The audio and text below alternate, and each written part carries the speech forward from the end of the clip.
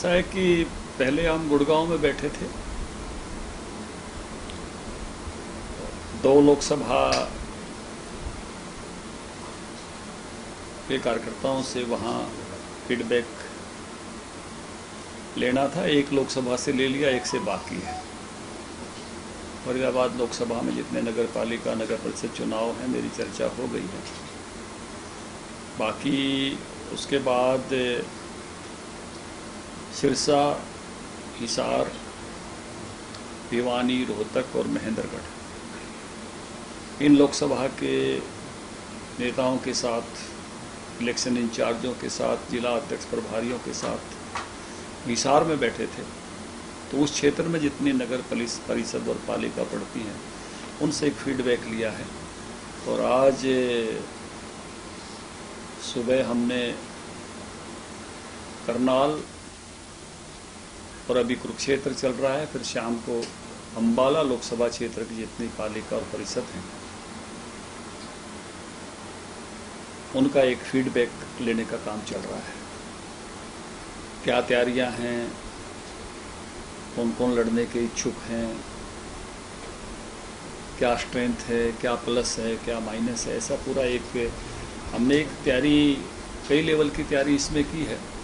हमने उन स्थानों पर अपनी बूथ समितियां बनाई हैं, इलेक्शन इंचार्ज लगाए हैं, हमने अपने फुल टाइम देने वाले विस्तारक लगाए हैं, बड़े नेताओं का टूर रखा है, चाय पानी हो रहे हैं मंत्रियों के, सीरियस नेताओं के।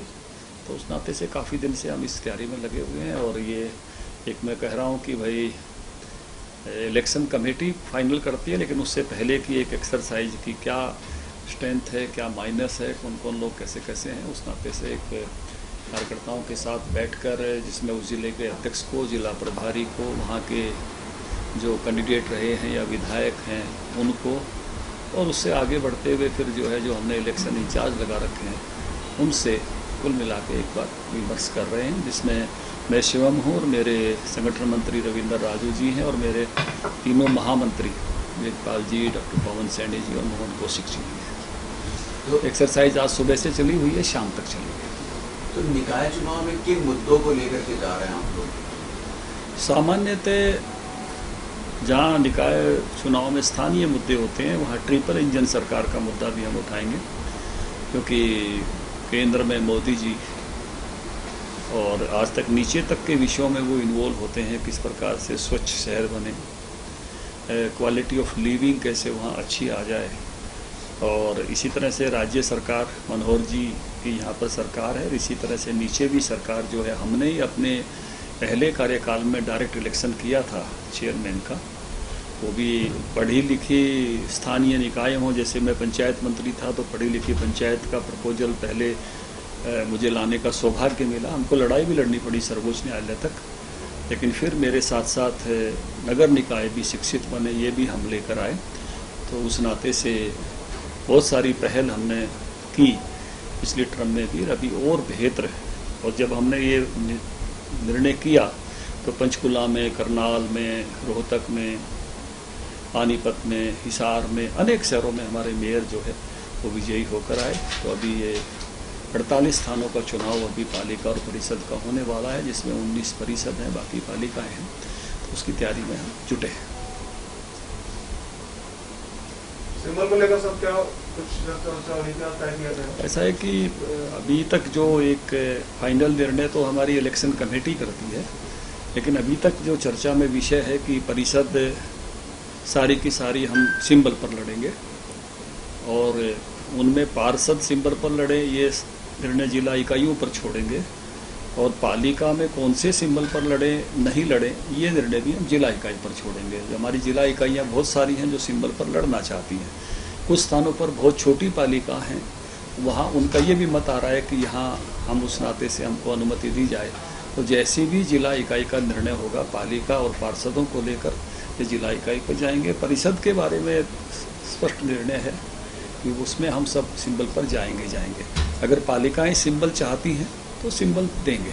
इसी तरह से पालिका में पार्षद और नगर परिषद में भी पार्षद, ये निर्णय जिले पर छोड़ेंगे। जिला अगर कहता है कि सिंबल देना उचित है तो सिंबल देंगे। अगर वो कहते हैं कि हमको बिना सिंबल जाना रणनीति की दृष्टि से अच्छा है, तो निर्णय जिला इकाई पर चलेंगे। सर सर ये आपकी अभी आप सरकार में गठबंधन में है, तो 48 जगह पर निकाय के लिए चुनाव हो रहे हैं, उसमें सहयोगी जो दल है आपका सरकार में गठबंधन में यहाँ पे, उनके साथ का सीटों का या जगह इसमें कहाँ चुनाव कौन लड़े तय कर दिया गया? अभी हमारी आपस में इस विषय पर कोई चर्चा नहीं हुई है। एक आध बार टेलीफोन पर बात हुई, लेकिन अभी कोई बैठकर इस विषय पर निर्णय नहीं हुआ। सर इस बार आम आदमी पार्टी जो है वो भी अपने आप को विकल्प के तौर पर हरियाणा में इंट्रोड्यूस कर रही है। देखिए, चुनाव कांग्रेस पार्टी भी लड़ेगी, चुनाव मुझे लगता है कि इन लोग भी लड़ेगी, आप भी लड़ेगी, सब लड़ेंगे। उसमें कौन सी, उनमें क्या खास बात है? सारी पार्टियां चुनाव लड़ेंगी, वो भी लड़ेंगी। सर विद साहब ने कल एक बयान दिया, चंडीगढ़ और वेस्ट बंगाल का इश्यूज चल रहा है, उन्होंने कहा कि अब चूंकि पंजाब सरकार ने आते ही नई सरकार ने इस मुद्दे को उठाया और 2016 के निर्णय का भी जो पालना है वो नहीं हुई कई बार उनको इतना देने के बाद भी, तो अब कंटेम्प्ट के लिए कहीं ना कहीं आगे जाया जाएगा। इसको लेकर सरकार तैयारी कर रही है, पंजाब सरकार पर कंटेम्प्ट को लेकर देखिए, निश्चित रूप से SYL हरियाणा के लिए दोनों तरह से बहुत महत्वपूर्ण है। पहला महत्वपूर्ण है कि 19 लाख एकड़ फीट हमारे हिस्से का पानी मिलना चाहिए। दूसरी महत्वपूर्ण है कि हरियाणा को जो अभी भी पानी आता है भाखड़ा डैम से, उसको आने का एक ही चैनल है। एक अल्टरनेट चैनल वैसे भी होना चाहिए। तो इसलिए दोनों तरह से इम्पोर्टेंस है इस चैनल की कि चैनल बने, एक अल्टरनेट चैनल हमेशा अवेलेबल रहे। और दूसरा, 19 लाख एकड़ फीट पानी उस चैनल से आ नहीं सकता, वो चैनल की अपनी लिमिटेशंस हैं। तो एक नए चैनल के माध्यम से, लेकिन ये चैनल उससे भी बड़ा होना चाहिए जितने पानी आना है, क्योंकि अगर कभी अल्टरनेट चैनल की आवश्यकता पड़े तो हम उसका उपयोग कर सकें। तो दोनों कारणों से बहुत महत्वपूर्ण है। और सब तरह की बहस, चर्चा, पॉलिटिकल एजिटेशंस सब होने के बाद, और सब काले कानून भी पंजाब की विधानसभा में इसके विरोध में पास होने के बाद, प्रेसिडेंशियल डिफरेंस के बाद सर्वोच्च न्यायालय का निर्णय हमारे फेवर में है। और निश्चित रूप से वो इम्प्लीमेंट और नहीं इम्प्लीमेंट होगा तो हरियाणा सरकार का ये अधिकार है, निश्चित रूप से जो भी साहब ने कहा कि हम उसको लेकर जाएंगे कि ये इम्प्लीमेंटेशन हो। इम्प्लीमेंटेशन नहीं हो रहा है तो ये हरियाणा के हितों के खिलाफ है, उचित नहीं है। चंडीगढ़ को लेकर पंजाब की जितनी भी पार्टियां सर वो लामबंद हो रही हैं।